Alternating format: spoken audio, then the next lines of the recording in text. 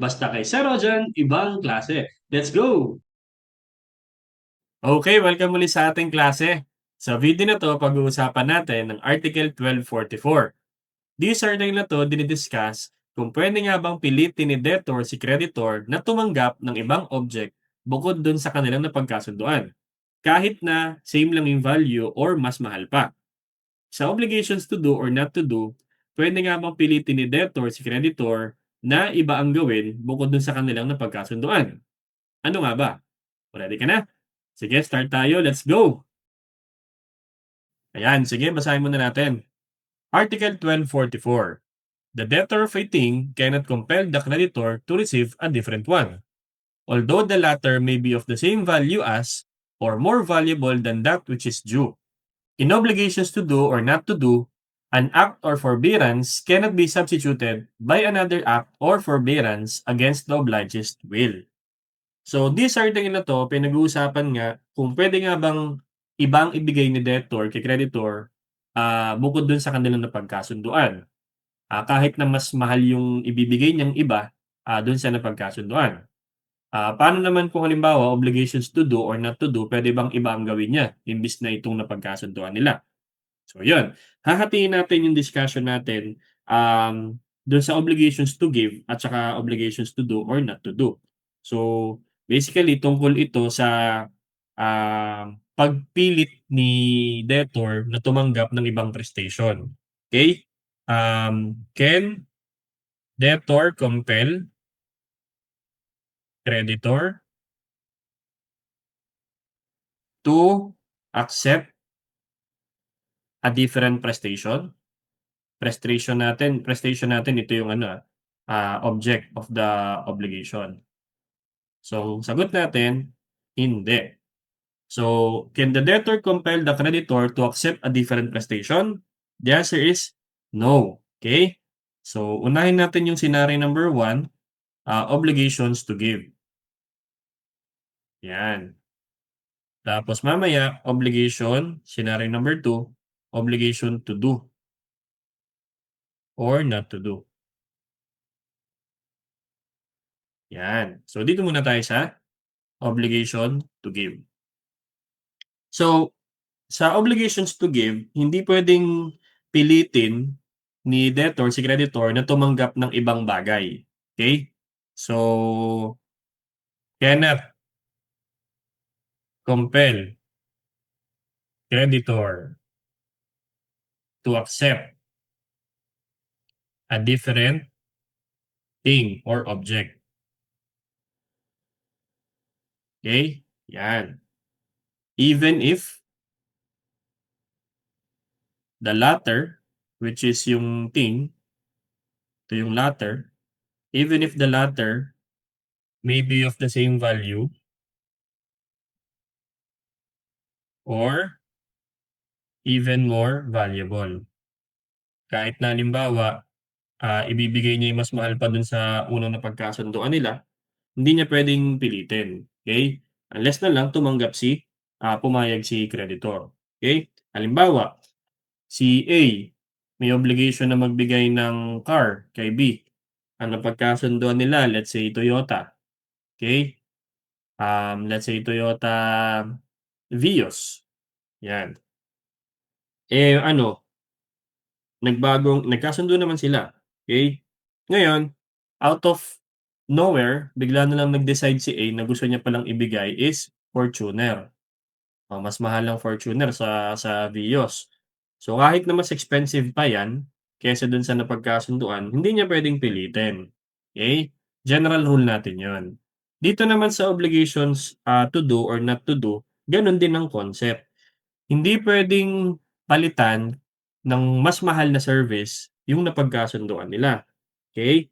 Ayan, for example, si A, pipinturahan yung bahay ni B, okey? Ayan. Instead, ang gusto niya, ipagluluto na lang siya or kaya naman ipaglilinis na lang siya ng bakuran. So, hindi puwede. So, halimbawa, ang mangyayari, imbes na magpipintura ng bahay is ano na lang, landscape, gagandahan yung landscape nung kanilang, bakuran, okey? Yan. So kahit na mas mahal yung pagla-landscape, for example, kaysa dun sa una ng pagkasunduan, the same rule apply, hindi pwedeng pilitin. Okay? So creditor cannot compel creditor to accept a different act. Yan, or forbearance. Yan. So ganun din naman yung concept natin. So itong scenario number 1 at scenario number 2, may exception yan. Okay? Exception. Kung halimbawa, ang creditor agrees. If creditor agrees, then ang sagot natin, yes, pwede nang ibang ipambayad. Pero dun na pumapasok yung ibang mga article na yan. So yung mga example natin na hindi applicable ang provision ng 1244, okay? 1244 is not applicable kung nagkasundo naman, kung halimbawa pumayag. Yan. So, kung sakaling pumayag na si creditor dun sa gustong ibigay ni debtor o kaya naman dun sa ibang gagawin ni debtor, iba na yung provision na dapat nating tingnan. So, meron tayong 1206, okay? 1206 which is referring to facultative obligation. Meron tayong discussion yan, balikan ninyo yan. 1245, yung kasunod na article, pag-uusapan natin yan. Ito naman is dation in payment or dasyon en pago. Yan. Pag-uusapan natin yan sa kasunod. Meron din tayong 1291. Dito sa 1291, novation naman to. Okay? So, doon ko na lang i-discuss kung ano ibig sabihin ng novation. O kaya naman, si creditor, waive niya yung kanyang right whether expressly or impliedly. Creditor, waive his right. Okay? So, ibig sabihin, pumapayag na rin siya. Yan. So, ito yung mga scenarios kung saan hindi applicable yung 1244 dahil pumayag si creditor. Kasi yung 1244, hindi pumayag si creditor doon sa pinipilit ni debtor na ibang ibigay. Pero pag pumayag si creditor, hindi na 1244 ang pinag-uusapan natin dyan. Tingnan mo na kung anong klase yung pagsang-ayon. Facultative, dation in payment, novation, or waive niya yung kanyang karapatan. So yun, dito natatapos yung 1244. Pinag-uusapan dito kung pwede nga bang pilitin ni debtor si creditor na tanggapin ang ibang kabayaran bukod dun sa kanila napag-usapan na object or performance. So prestation ang pinag-uusapan dito. Okay? So general rule, si debtor or si creditor, pwede niyang i-demand kung ano yung napagkasunduan. I-demand yung fulfillment ng obligation or performance gaya ng naka-stipulate. Okay? Kaya hindi siya pwedeng pilitin.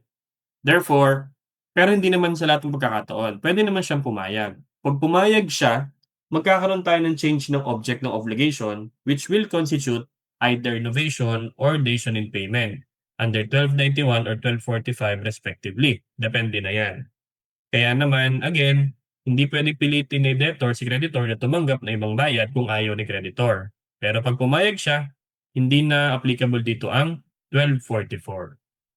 Okay? So yun, I hope meron akong nadagdag na bagong learning na magamit din sa inyong mga klase.